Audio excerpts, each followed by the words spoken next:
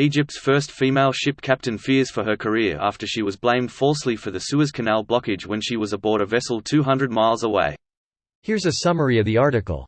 Egypt's first female ship's captain was blamed for the Suez Canal blockage despite having been hundreds of miles away from the incident, she told BBC News. Marwa El-Saledar said that she saw online rumors accusing her of being responsible for the Ever Given container ship becoming beached, the media outlet reported.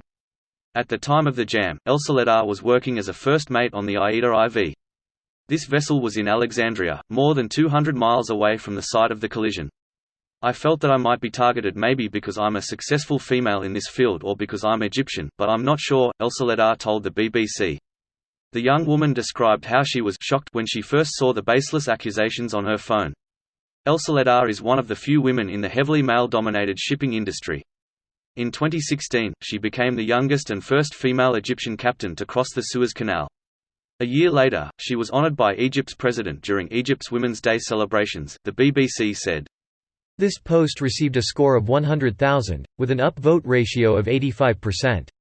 Here are the top comments in response to this article. Gotta say, as far as excuses go, being 200 miles away is a pretty valid one. Not if you're a witch. Drown her in the Nile. If she floats, she's a witch. And if she doesn't float, she's a witch in denial. You motherfoo, seeking genius. Your username is causing me distress. Nobody likes spelunking in a wet cave. I mean, a lot of people do. Fools, if you ask me, so easy to slip and fall, much easier to get a good grip in a dry tunnel, plenty of friction. If she can make a ship crash from 200 miles away, I bet some navies would be very interested in that ability. Russia, US and China phoning in. Somebody made Photoshop newspaper headlines that looked real and blamed her for the incident. Since the fake news articles were in English, as opposed to Arabic, they were able to circulate around the world.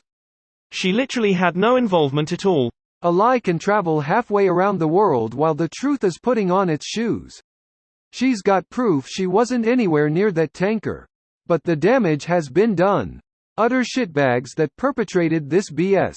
Adding to this, it takes so much more work to refute a lie once it has taken hold within public consciousness. The depressing part is that once it's embedded itself in the public consciousness, people will be influenced by it even if they fully know it's a lie and even if they are bright enough to understand the unfair damage it does. Humans have a bunch of cognitive biases that are easy to exploit. I hate to make it political, but it's extremely relevant here. This is the strategy that was employed against Hillary Clinton for years. Scream loud enough that someone is corrupt and a crook for long enough, and you start influencing public perception. You start getting people who know better but still have a gut feeling, and people who will vehemently insist on the person's corruption while only being able to give vague justification. This process is insidious when weaponized. You mean the way the right and its propaganda wings are treating AOC to the same process? They like to get in early. Meanwhile, shit don't stick to them even as they date minors and traffic people. The rumors concerned her. I tried so hard to negate what was in the article because it was affecting my reputation and all the efforts I exerted to be where I am now, she said in the BBC interview. Can I voluntarily take the blame for her? I'm a woman of color 200 miles away too. I'm Spartacus. I'm Spartacus. I am Spartacus. I don't get why that worked. Like, wouldn't they then have just killed them all just to be sure? And didn't they all get crucified in the end anyway? This video was automatically created by Reddit to speech. The article and comments in this video were selected from Reddit according to their upvotes, and any paraphrasing was performed by smmry.com, without any human intervention.